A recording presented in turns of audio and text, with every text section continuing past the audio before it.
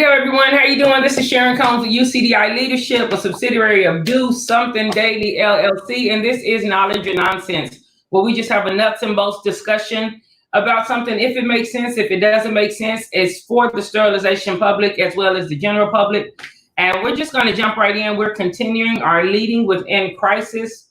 Man, and there's so many crises going on right now. Like, choose one, pick one. How are you leading within it? And so, without further ado, let's just ask some questions. We talked about some of the crises before, and we were talking about with COVID-19 and just the fluctuation and how things were going within the hospital structures, within the supply chain structures, how it actually impacted other systems, education, government, things like that, even the religious structure. So now we have all these other crises, which has, if it's a real good crisis, it'll spark crisis in other areas. So when it's really volatile, when it's really high up, what are some of the things leaders can do then? Like, what are some of the expectations of you being a leader during a volatile time? So, LaWayne, if you don't mind, I watched the news last night, and let's talk about the elephant in the room.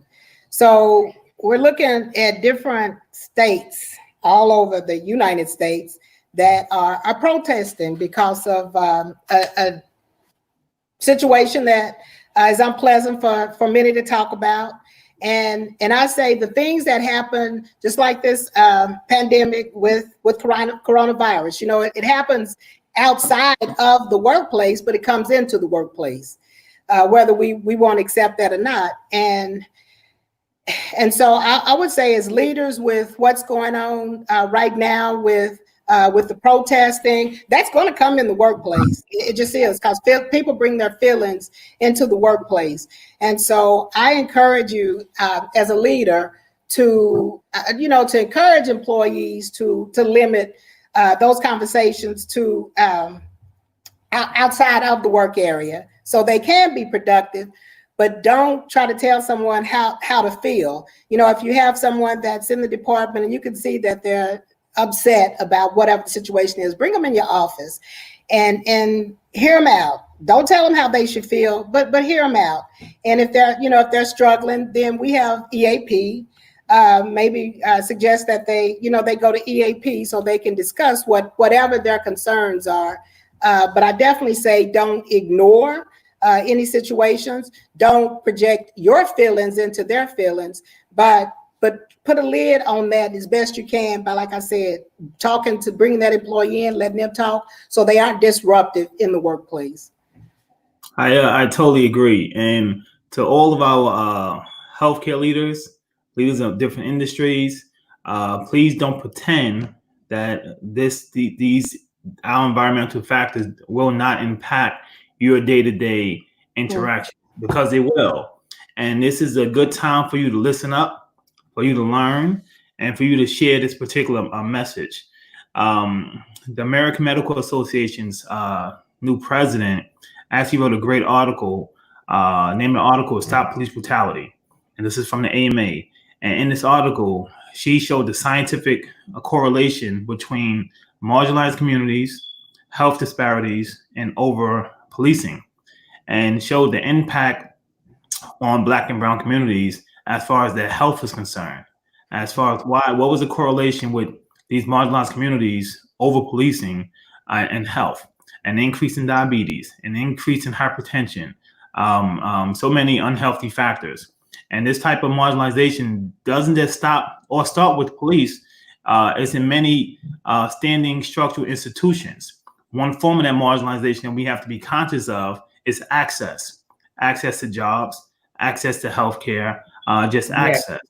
One statement, and I urge everyone to read this article, and Karen and Sharon, I emailed it to you. One statement that the AMA said, they said, I'm going to read directly. It said, the ultimate defense against police violence in times of public health crisis and beyond is centering equity and ensuring accountability as a public health measure. So in short, can't separate these crises as independent or brand new phenomena. They're compounded, right? There was a crisis before COVID hit and Black and brown or just poor community. It was already there. So now you compound these crises on top of each other like a compound fracture. You got multiple broken smaller bones that at some point will lead to a larger snap. So what we're seeing is the result of those multiple fractures snapping. So it's up to these healthcare leaders and leaders in different industries to listen to those who are in need, don't ignore, and don't pretend that these environmental factors are not and have always been present and now being made public. Yeah, that's so good. Man, that just made me say, wow, on the multiple fractures, because that's such a great analogy. That's such a great way to explain that it is multiple. It's like back to back to back. And so I'm just like we're already doing the show and we're talking about the isms within this upcoming month anyway. And it's just so timely, but it's just like one, and it is draining. It's like traumatic. Like you actually have to emotionally, mentally, like you have to process these things.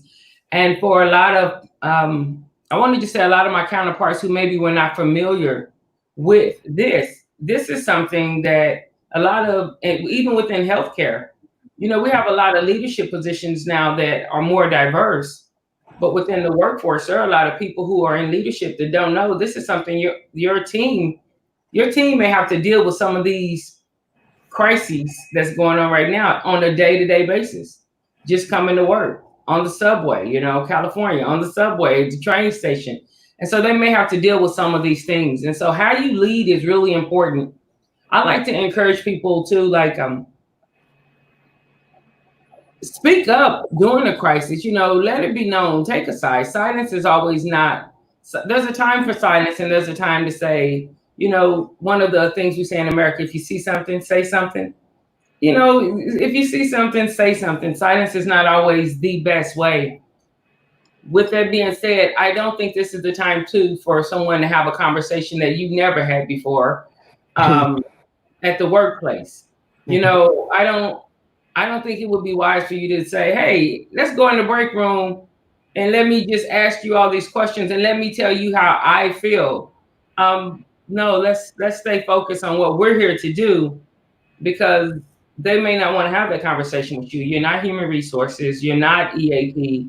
You can't force somebody to have a conversation that they may not feel comfortable with that doesn't have anything to do with work. And so you want to be mindful with that. So we're talking about within crisis, and we definitely wanted to hit the elephant in the room. We're going to talk about isms, the origins, the patterns, and how you can identify some of those isms as we're coming up. But right now, we already have been leading within a crisis. We're in so much flux right now. I'm still just thinking about all those bones breaking. That was such a good, all these fractures, and so as a leader, again, so we see, Karen, I love what you said, Dwayne, I love what you said. So what are some tips that we have for the leaders who are leading within the crisis? We shared what maybe some tips they can do with the elephant in the room. How do they stay focused? Because you still have to deal with these volumes that are coming back. You still have to deal with the supply chain that's changing. You still have to deal with the fact that COVID hasn't gone anywhere and cases are going up more as they're opening up things. So how does a leader segment and compartmentalize those things? Well, it was again back to where you said not ignoring that there's a situation going on, because burying your head in the sand is not going to take that away. And I say, as leaders, if you find yourself saying, well, I don't understand, you don't understand. And so maybe you need to, as we said, get to understand a situation, and not just because you haven't experienced it. And same thing with COVID, with the coronavirus. If you or your family were affected by the virus, so it's easy to say, well, I don't understand why you're afraid to do this. I don't understand. And it's in any situation. If you don't understand, then you haven't experienced it.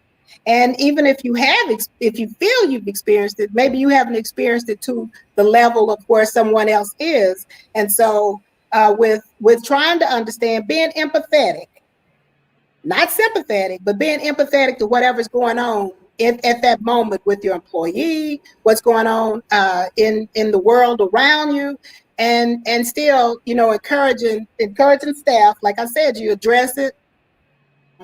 If that person is not able to work productively that day, you're still being empathetic. You know, you may want to go home, you may want to go see someone, but you're acknowledging that you are understanding that they're going through something. Not if you don't get out there and do that, you're going to be, you know.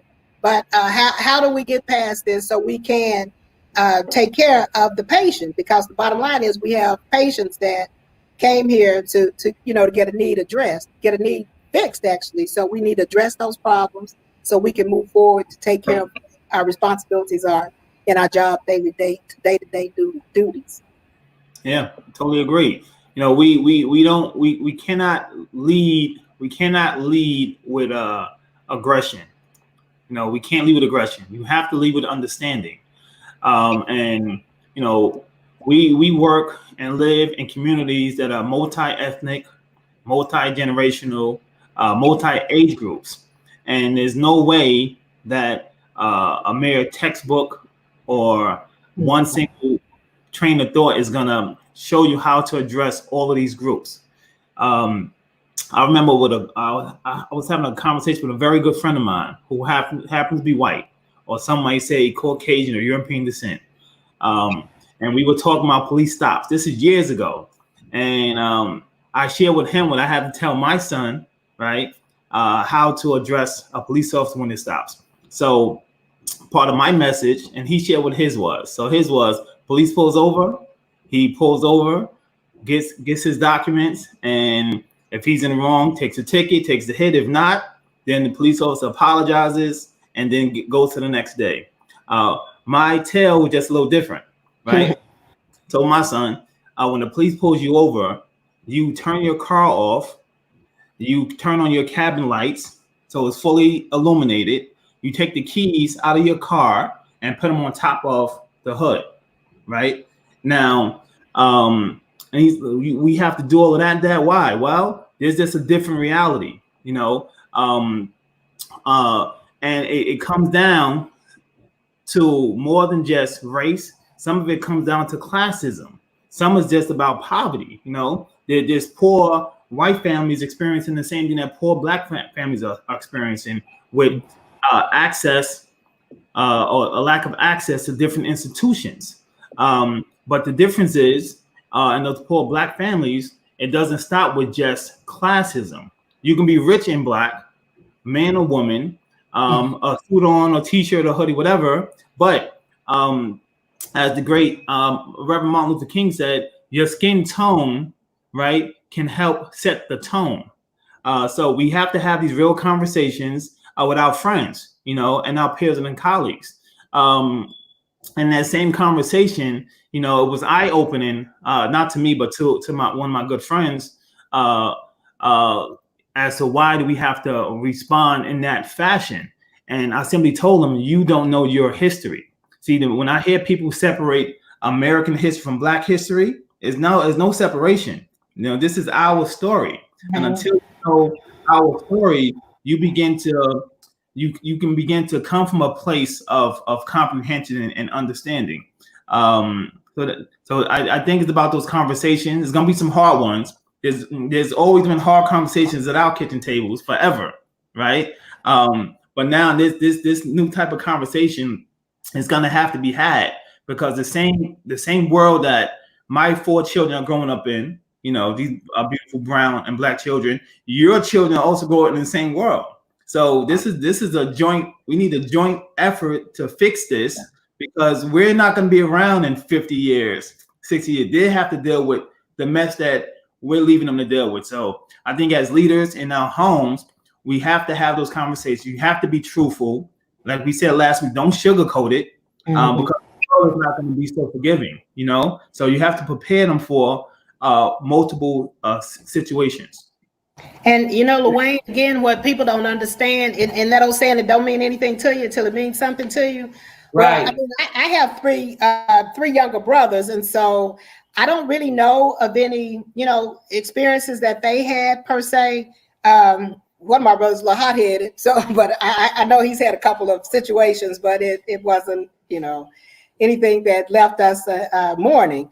But I'd say probably about 6 years ago, I was on an account in a prestigious area.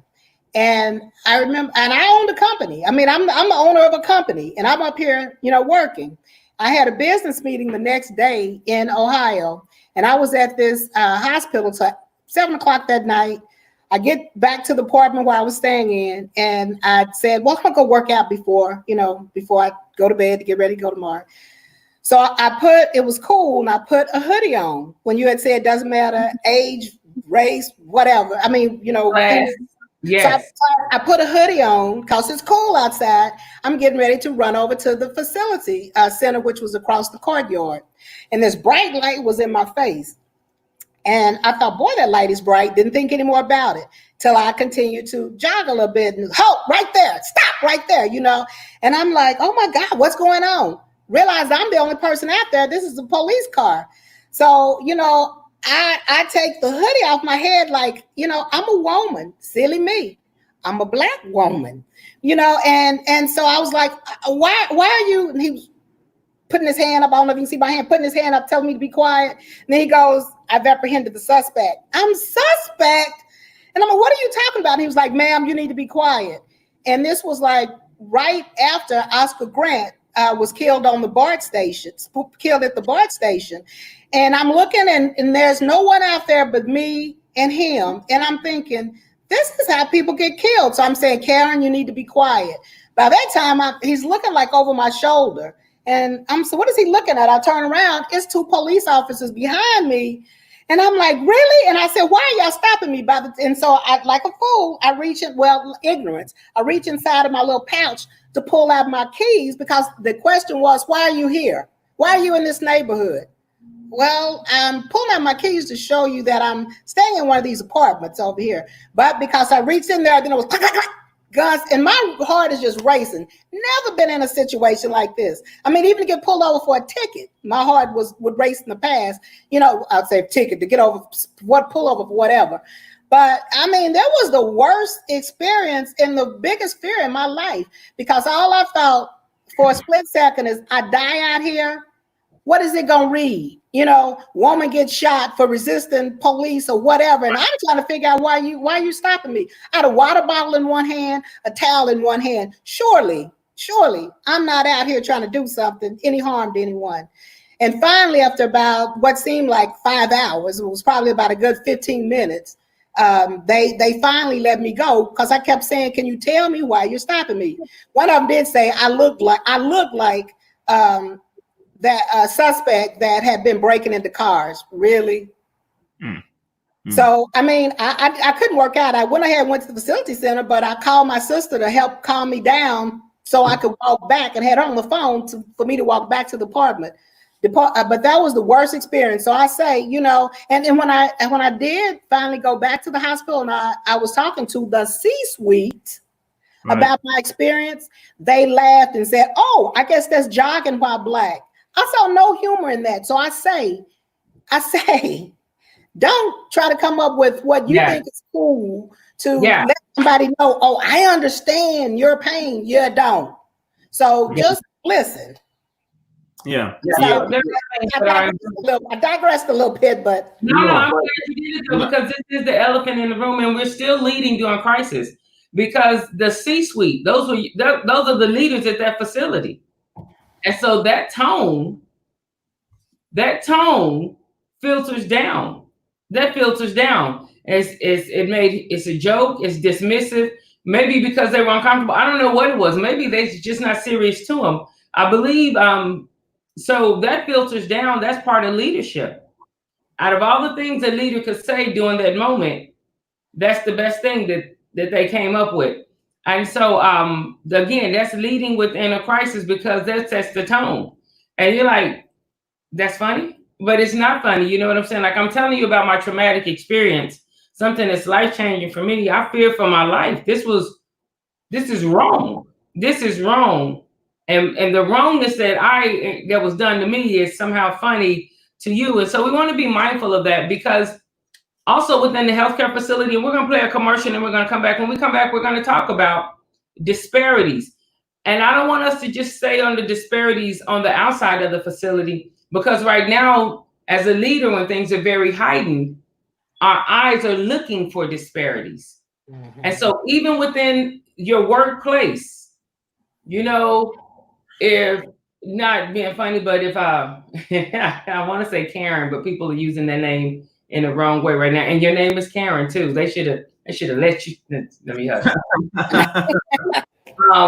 Let's say Bryce is late, or Bryce is late off of his lunch break, and nothing is said to Bryce. But then we'll say Leroy is late, or Leroy is late off of his lunch break, and something is said, like a lot of things are said. So even within the workplace structure now, leading within a crisis, you have to realize that things external will impact things within the workplace as well. It will. I'm sorry to say it will. And as a leader, you want to be able to navigate that for the best of your team, for the best of the productivity, and for the best of your deliverables. And so when we come back, if we could just talk about some of the disparities and how we can help a leader navigate those disparity conversations within the workplace, because right now people's eyes are trained to look at disparities. For some people, it's a whole new world. They're like, wow, you know, something in their construct immediately wants to say, well, he had to have done something, but now they have to look at this hard evidence in this one case where other people have been saying no, nobody did anything. And so we want to be able to look at the disparities as it relates to the workplace, to a workspace. When we come back, you guys go ahead and think about that. We're going to take a break, pay a sponsor, and we will be back shortly.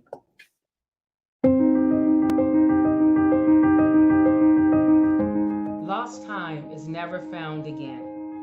CS Assist specializes in providing CS leadership more time to focus all resources on patient care and safety by assisting with your compliance needs. We understand that there are many department recommendations and even more regulatory compliance mandates to adhere to and to follow. We focus on the constant changes in staff education and regulatory compliance, allowing you to focus on the daily operational needs. And realizing the value of time, we partner with you to alleviate risk in all areas. We offer a variety of support packages that will assist you with everything from CSPD-specific policies and procedures to a fully customized survey readiness plan for your team. For more information regarding our consulting retainer options, our qualitative and quantitative reporting tools and online documentation, please give us a call at 1-833-CSP-ASST, 1-833-277-2778.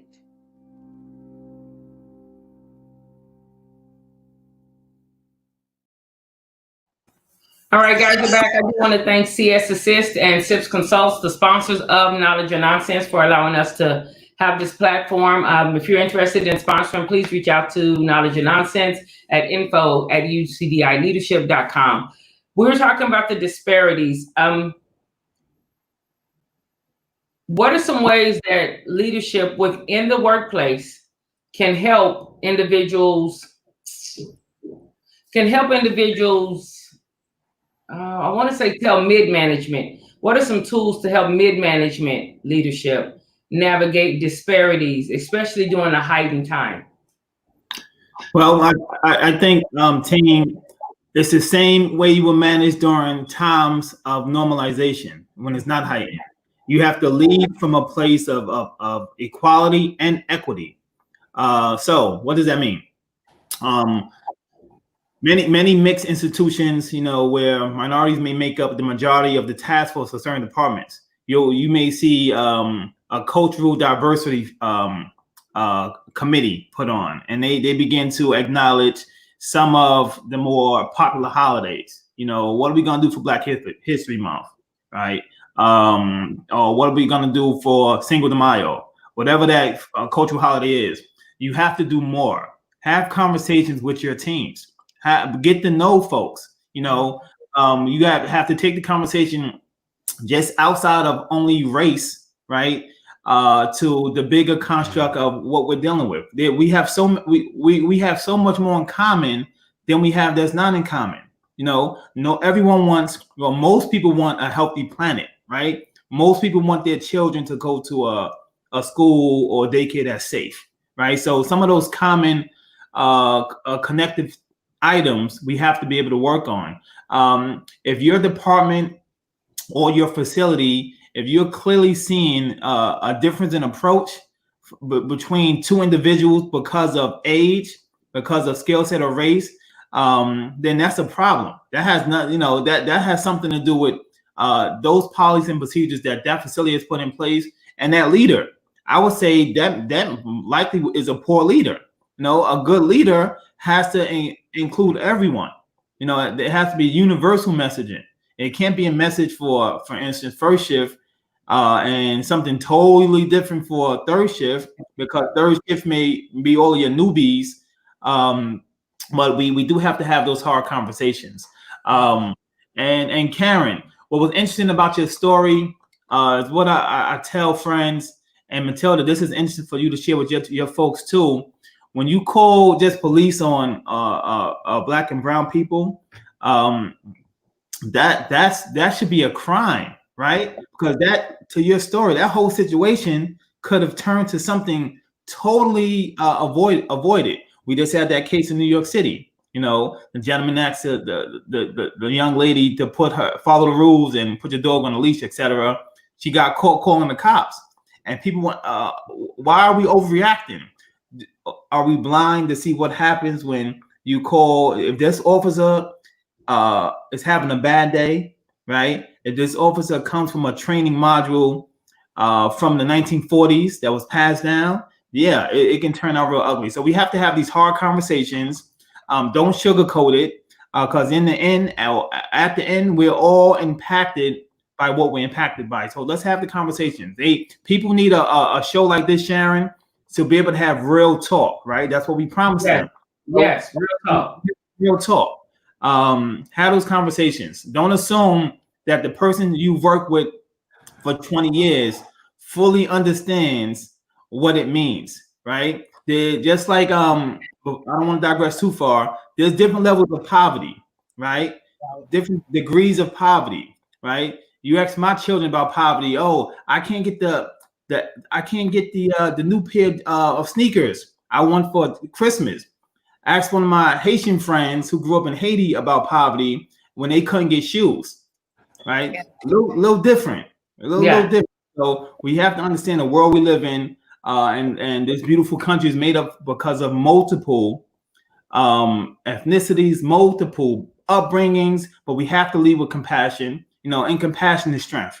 And I thought we see that, we see the opposite of that on many national platforms, but we also see that in many local platforms. Look at some of your local leaders. You really can see how they're leading with compassion. I just wanted to weigh in on that. A lot of, like right now, what's going on, a lot of people, I don't think they are aware of some of their biases, like the bias that they may have, just because things have been a certain way their entire life. And so it's like muscle memory. Muscle memory, you can do things as a second nature without even thinking about it, because you've been doing it your whole life. Even with that woman, yeah, she's embarrassed, but she has to look at that, and there's a part of some people who will be like, I don't care, she got to look at it. We've been dealing with it forever. Get over it. And then there's another part, but in seeking, the immature seeks to, we all have a desire to be understood. The immature puts your desire to be understood before your desire to understand, right? And so I would say that for leaders too, like right now, you may be reeling, but don't make it about you seeking to be understood. Make it about you seeking to understand. In that woman's case, she's gonna have to look at that for the rest of her life. Like, what made me change my voice? What made me start screaming like this man was attacking me when he's clearly far away from me, and he was telling her, please don't come up to me. She invaded his space. That was the funny thing about that video. And so she's going to have to look at that, and she's going to have to deal with some of her own biases that drove her behavior. She's going to have to recognize and face her own biases. And that's what we're experiencing too. You said these mini fractures. That's one of the fractures that's going on right now in a lot of America, because they're like, wait, is this really going on? And they have to deal with the fact that, oh my God. And so I just want to encourage those individuals, like, just be mindful, like, don't try to make it only about you. Make it about the whole. Make it about the whole, because we do all live here. I also wanted to say, oh wow, comments are coming in now. Yes, I wanted to say this as it relates to team. When you're in a place, you work as a team. But if there are all these disparities externally and within the place, it's going to be very hard to have buy-in to the team concept. Because when you're on a team, a real team, you have your teammates back, your teammate has your back. Like, you work together in cohesion as a team. But if there are all these disparities, then team may be used loosely in the workplace. You know, I definitely remember working places and they'd be like, yeah, we're a team, but there'd be a few of us over here of this culture and a few of us over here of this culture and a few of us over here of this culture, not just black and white, but all cultures. And everybody sat in their place and they'd be like, yeah, we're a team, but we know how that teamwork work. You know, let something happen. Let someone's purse come up missing, or let something come. They may have just lost it. We're going to see how the team works. So even though we were all on the same team, it really wasn't a team. And so with leadership and leading within crisis, those are the things that, as a leader, not just a positional leader, but as a leader from within, those are the things that we have to be willing to address. And they are uncomfortable and hard conversations, but it's going to be hard. The things you seek to avoid, most times you're going to have to deal with anyway. So let's just look at it right quick. We have a question. Go ahead. Can I answer Amy's question? Is that all right?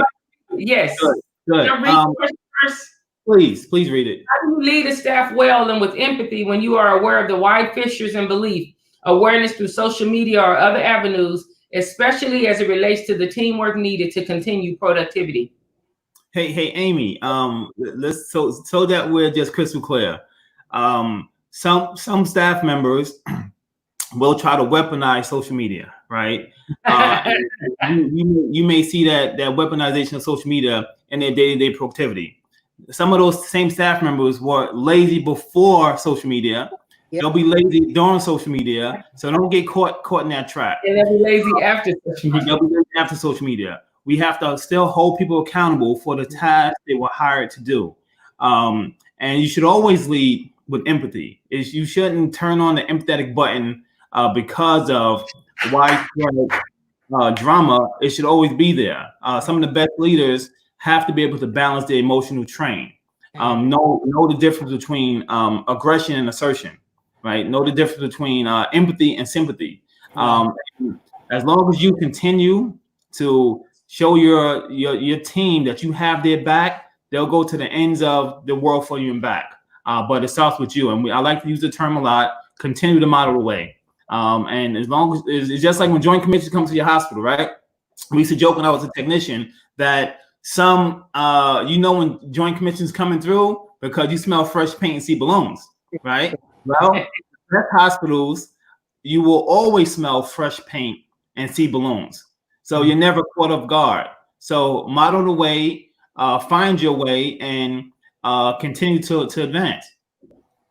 No, I definitely agree with that. And I'd say what you said earlier, LaWayne, with like the cultural diversity classes. I think those are good not only for leaders but for staff to be able to understand and appreciate, like you said, our differences, everyone's differences.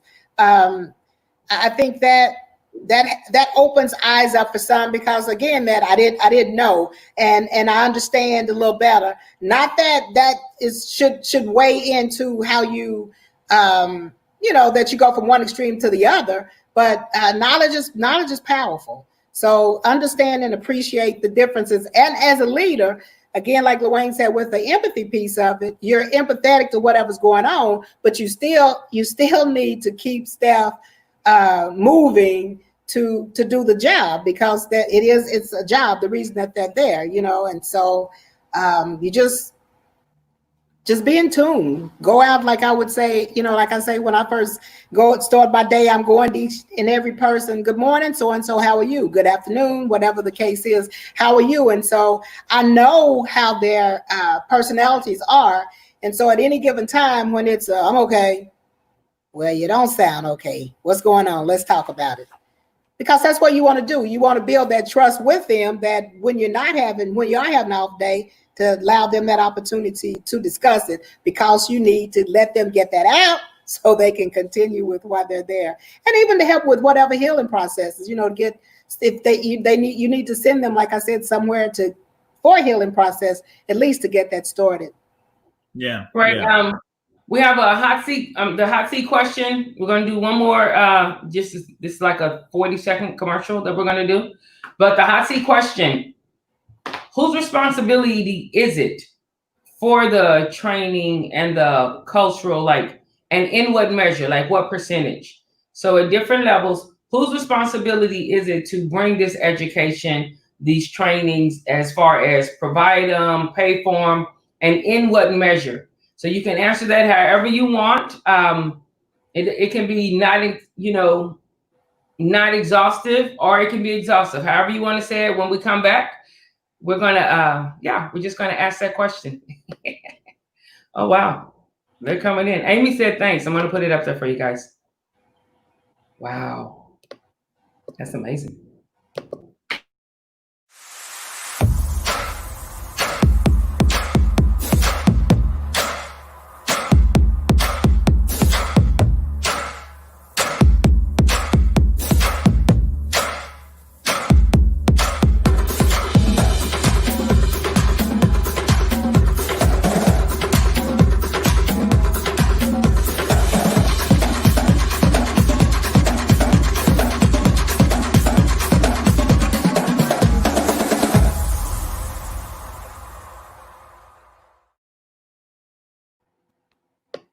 All right, we're back. So, whose responsibility is it? As we're talking about leading within a crisis. And here's the thing, with a crisis, it's going to be intense emotion. If it's a crisis, it has intense emotion associated with it. So you will have to have emotional intelligence as you navigate. Whose responsibility is this to? I think it's the organization's responsibility to be able to provide any classes for their staff. And so I'm gonna say that whether that's human resources, whoever puts that piece together. But as the leader, I feel like with any new employee coming in, we need to make sure that there are certain classes that they start out with. Sensitivity classes. Donnie put something up that said, this is back with, trying to pull teams together with exercises, because we tend to go to lunch, go to break with our comfort zone. And so we don't get to know everyone. And I think even with scheduling breaks and lunches, if you notice that the same people, and sometimes leaders do that intentionally. Well, I know John is his friend. I know Sue is her friend. But mix it up. Schedule lunch and breaks where they're forced to go with another team member. And maybe it's that person that they're always saying, I don't like Tom, I don't like Sally. How do you know if you don't like them, if you're always looking at them from across the room? So with that being said, I think it's the organizations need to put in have a program, whether they have it internal or outsource it, but definitely have put staff through classes. Yeah, okay. I agree, Karen, and I also would like to add, you have to understand who makes up your constituents. Who are your employees? Who are your teams? And because everything that they're gonna bring to your facility or your department. So it's gonna benefit you to get to know them. And one of the best ways to get to know someone is over food. Have those potlucks. They may be different now because of COVID. It may not be no self-service, but ask questions. Create those controlled but uncomfortable situations. I used to absolutely dislike a lot when my supervisor would make me as a technician sit with someone else who I didn't know, I just knew I didn't like him. I don't even know why I didn't like him. Right? It was just an immature approach, but it worked. You sitting in front of someone, you're forced to say hello or good morning. You're forced to talk. So make those situations uncomfortable and be a leader. And if you don't know what being a leader means, being a leader in a nutshell, have the ability to inspire. Have the ability that my leaders in my circle, I trust. I trust that they have my interests as the best interest. I trust that they're not going to lead me somewhere that is going to be to my demise. So be a leader. I'm sorry, go ahead. Go ahead. Karen. Go ahead, Karen. I was going to say a funny story that you said employee that I didn't like. When I was 19 and one of my good friends was 18, we worked in this nursing facility together. And we'd walk down the hall past each other, looking at each other like, yeah, outside. She's Caucasian, and we were forced to work together. And I'm pretty sure if I found that director and asked her why she put us on the same unit, she would say, because we were like, yeah, outside. And we were forced to work together for a month on the same unit. We're 60 and 61 today, and we are still very close. Two people that, she thought I was this black chick that thought I was all that, not saying, oh, she's this white chick that she needs to be told. But we didn't know each other. That was our attitudes with each other. And like I said, that was 18 and 19 and 60 and 61. We're still good friends. Hey, Karen, that's so funny. I'm gonna share a story as well. Mine's, we're not necessarily friends. Me and this particular doctor, we're not enemies. We're just, colleagues. Now, I work with this particular doctor for, I want to say at least 10 years. So, and this facility was back in New York. We had a blackout. I think it was, 2006. There was a blackout in New York City. It went out. So I remember being in the restroom, just me and him. And, he's handling his business. I'm washing my hands. The lights went out. All I heard was footsteps.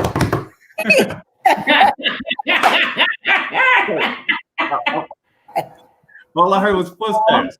And I couldn't, it was so hilarious to me because I had to tell myself, maybe he's just afraid of the dark. Either the dark on my face or the dark on his light. But that man ran out of that restroom so fast. So get to know who you're working with. It's so important. It's so yeah. All right, Donnie had one more comment. Just like Donnie Payne had a comment. I just want to say on that too. Mentors, listen to your mentors, because even as Karen said, she was 19. Lawayne, I remember there was a lady, and I know she looked dead in my face, like dead. Like we've been around each other for years, and she was in a position of authority. I remember her looking dead in my face, and then just turning. It was so I was just like, what? And I was talking to my mentor about it, and I was like, she just looked dead in my face. She didn't even speak, because she spoke other times, like if people around or whatever, something like that. And I was so hot. I was like, she don't have to worry about me ever speaking to her again. I won't do it. And my mentor was like, the next time you see her, you're going to walk right up to her and you're going to shake her hand. And if she will allow, you're going to give her a hug and you're going to say, hey, how are you doing? And I was like, no, I'm not. A lot of things will happen, but that's not one. No, I will not.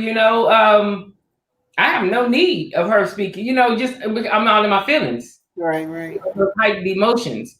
And I definitely did it on the word of my mentor. You need to have mentors who can see past your blind spots, because you can't see. And if you're in your emotions, somebody pokes you the wrong way, that would drive your behavior. And then who knows what type of opportunities or relationships or whatever that you will not have. So as a leader, you have to be willing sometimes even just to humble yourself and grow and listen to your mentors. Listen to your mentors. So I'm just going to read this last thing by Donnie. Then we're going to bring this down. We'll continue this conversation on Tuesday. We also, again, healthcare. These things transfer not just only in healthcare, but this also works in your workplace as well. If you have any questions regarding to any isms, I know right now we're all looking at racism. Yes, it's a real thing. It's a thing, y'all. It's a thing. But there's also classism. There's also, listen, I'm single. There's singleism. Singleism is a thing. People don't talk about it, but look, single people, they tax all the money. They take all our money. They feel like you don't have a life, so you can come to work late and stay late and come early. Singleism is a real thing. Like, people make plans for your time. Ableism, against the developmentally disabled or handy-capable population. And so there's so many isms out there. Sizeism, colorism. We're going to talk about sexism, being a workplace. We're going to talk about all of those things. So don't join us, Knowledge and Nonsense, on Tuesday evening, 9 p.m. Eastern, 8 p.m. Central, 6 p.m. Pacific. Join us Tuesdays and Thursdays on the evenings. We're going to be talking about all of these isms. Send your questions, guys.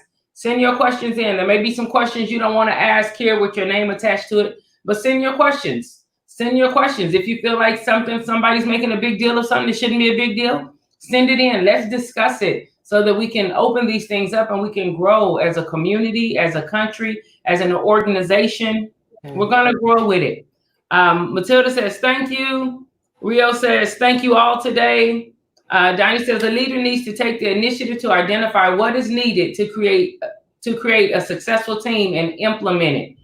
All right. And so I just thank you all so much for being here. Luane, Karen, thank you so much. The guests who will be on next week, thanks so much. We have guests from Tulsa, from Philadelphia. They're going to talk about some of the things, some of the history. Maybe if you know some origin of some of these isms, definitely sexism too. If you know the history of those things, then it can help you reverse engineer and make sure that you're not unwittingly perpetrating and supporting a framework that you don't even want to be a part of. So that's what we have today. I don't see any further questions. I do see Donnie saying that's funny. Okay, so that's it. That's all we're going to do today. It's been 48 minutes. And so thank y'all so much. Y'all have a great day. God bless. And we'll see you Tuesday. Don't miss. Thank you all. Thank you all for listening.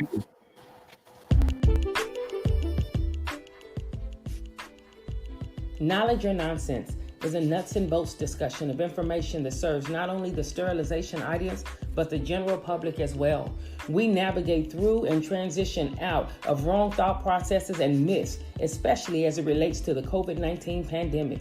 The audience will benefit from our ability to make sterilization and infection control measures plain by translating regulatory jargon into daily language and actionable steps. Steps that not only include us, but consider us.